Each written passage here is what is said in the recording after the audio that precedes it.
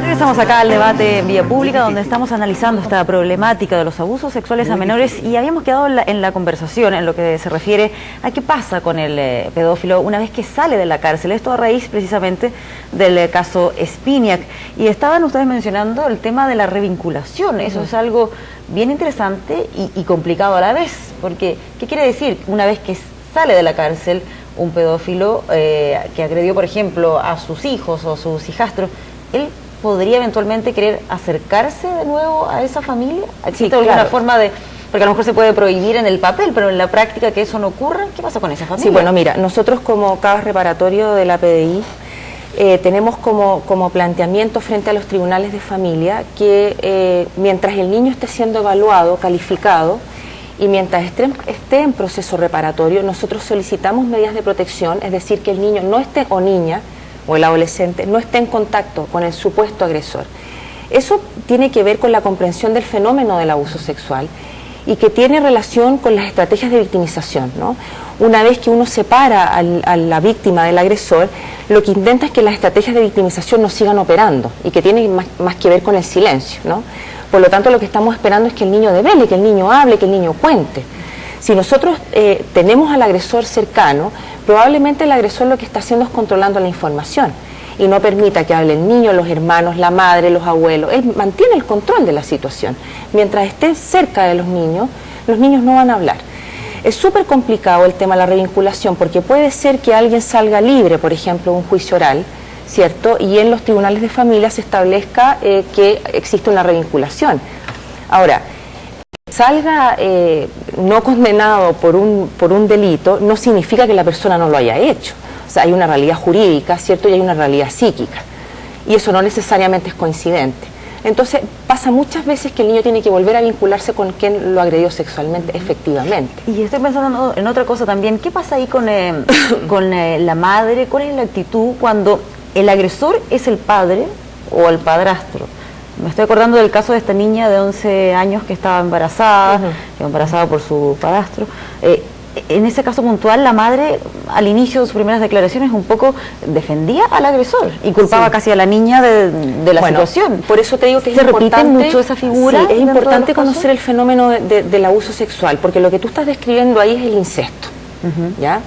Y que tiene que ver con que se produce, ¿cierto?, la relación erotizada y sexualizada entre un menor de edad y su cuidador, su padre, su padrastro, por ejemplo. Y donde la madre también participa de una dinámica incestuosa, donde no es que ella no quiera ver, es una mujer que no puede ver las señales que una mujer uno espera que viera, ¿no?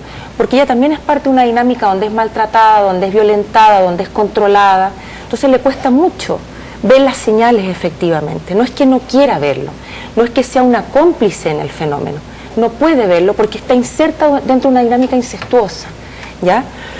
Por lo tanto, es complicado pensar que la madre pueda proteger en ese sentido. Le cuesta mucho visualizar eso. Es complicada la situación para el menor que ve que su padre es su agresor y la madre no lo defiende. Claro, porque en el fenómeno del incesto, la víctima tiene un doble rol.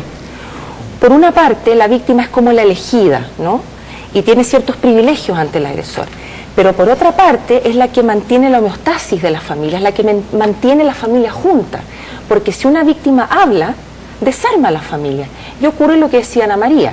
Mi padre se va preso, mi mamá se queda sin sustento económico, mis hermanastros a lo mejor, que son hijos de la pareja, mi mamá, se quedan sin papá. Pasa que los hermanos dicen, ¿por qué yo no fui el elegido? O yo fui testigo y no fui capaz de hablar. O sea, es un fenómeno sumamente complejo y difícil de intervenir. Terrible. Entonces, que probablemente queda en evidencia recién cuando queda embarazada esa menor, en caso de las mujeres sexual, por ejemplo, porque probablemente el silencio no se rompería, el secreto no se rompería nunca. Piensa que la gente devela en nuestro país alrededor de los 25 años. Claro, estaba pensando yo que en muchos casos, cuando uno trabaja con sobrevivientes de abuso sexual, ya grandes, te quiero decir, de 30, 40 años, y que fueron víctimas de abuso sexual cuando niños, es muy impresionante que hay rabia, por supuesto, contra el agresor, pero hay mucha rabia contra el otro adulto, la madre, que no los protegió. Porque dice, por último, mi papá estaba rayado, estaba chalado, estaba enfermo, pero mi mamá no me protegió. Ahora, es muy complicado por lo que tú dices, que los tribunales que toman decisiones acerca, por ejemplo, se da la orden de que tienen que revincularse, es decir, que hay que hacer una terapia para que la niñita se vuelva a vincular con el papá. Tiene que ser gente que sepa del tema, ¿me entiendes? Sí. Porque es muy fácil decirlo, pero la revictimización es tremenda. Exactamente. Y porque el abusador, y aquí, ¿sabes que estamos hablando del abuso sexual como un problema sexual, pero nosotros sabemos que es un problema de abuso de poder, ¿ya? Tiene un componente sexual, pero básicamente aquí es un tema de abuso de poder. Por lo tanto, ese abusador, y tenemos muchos casos que hemos conocido en la opinión pública de abusadores que no necesariamente que tienen, por ejemplo, son heterosexuales y tienen una vida sexual normal, entre comillas, con mujeres adultas. Se desempeñan bien en el trabajo. Son unos caballeros, te fijas, lo hacen súper bien, se ven súper bien, pero son abusadores de poder. Por eso el abuso sexual al niño es un abuso de poder, pero generalmente la madre, los hermanos, también están bajo ese mismo patrón. ¿Y hay alguna cifra respecto a cuántos menores en nuestro país sufren algún tipo de abuso de estas características? Bueno, hay cifras, yo no las manejo, pero tú las manejas. Sí, o sea, en las estadísticas de cada reparatorio, más del 80% de los casos nuestros son intrafamiliares. Intrafamiliares.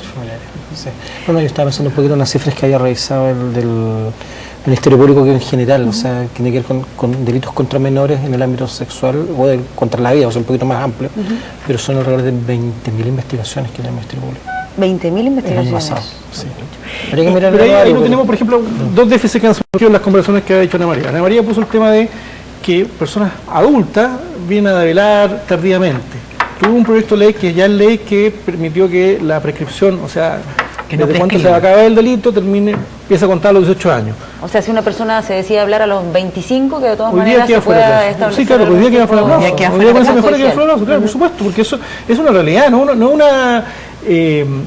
algunos penalistas me dicen, pero claro, pero están los derechos de la víctima, de la paz social, todo, pero aquí hay un derecho fundamental que es el derecho del niño, además, que nuestro reglamento jurídico tiene primacía sobre el otro.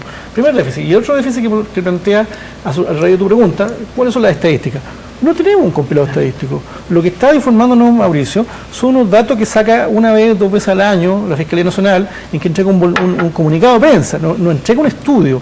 Dentro de las estadísticas anuales que entrega la Fiscalía a principios de enero de cada año, vienen unas paginitas, 2 o 3 páginas, pero no entrega un desglose de todos sus delitos por género, por edad, por etnia y por comuna. No tenemos esos desgloses, por lo tanto tú no puedes cruzar.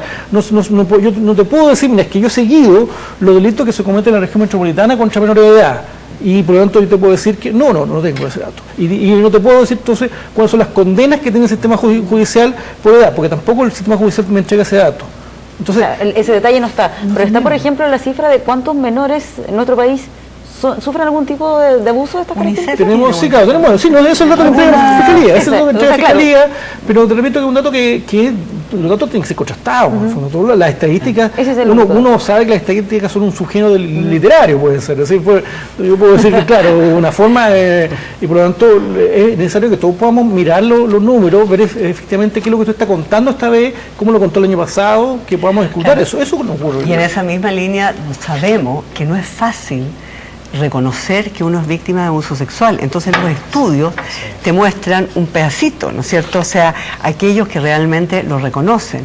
Pero ¿cuántas veces uno en la consulta está meses antes de que la persona te reconozca, y fíjate, en un ambiente protegido, de confianza, que ha sido víctima de abuso sexual?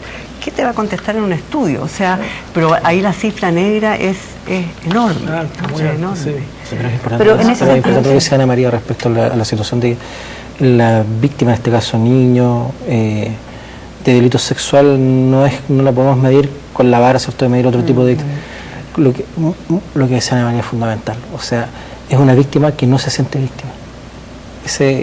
O que no se quiere reconocer. Imagínatelo tú en el ámbito, en el ámbito intrafamiliar, que supone que la familia es un ambiente que es el ambiente de protección, que te otorga a ti, cierto, tu base para poder desarrollarte. Ahora, cierto, está en esta crisis de que además de ese espacio, es el espacio que te maltrata.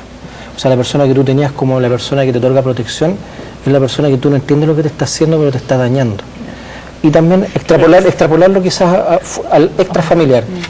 El amigo, el que se acercó a mí, el que me sedujo, el que me trataba bien, me genera daño de esta forma. Entonces, entre lo que sea Ana María, entenderse como víctima, es una situación súper complicada. Claro, más yo creo cuando vas creciendo con ese tipo de abuso, o cuando tomar conciencia de que es algo malo. Claro. Pero fíjate que muchos niños, niños ya púberes, o sea que ya pueden hablar de otra manera, reportan, dicen, yo pensaba que así era, que eso era la vida. Era lo normal, claro. Te fijas que eso era lo normal. Lamentablemente hemos llegado al final de este debate. Pasó muy rápido el tiempo, pero antes de que terminemos quiero recordarles, o contarles mejor dicho, de esta página web que tienen ustedes, que se llama www.buentrato.cl, donde hay una serie de artículos, de materiales en el fondo que pueden servir para analizar este tema y me imagino todos los que dicen relación con temas de trato, ¿no?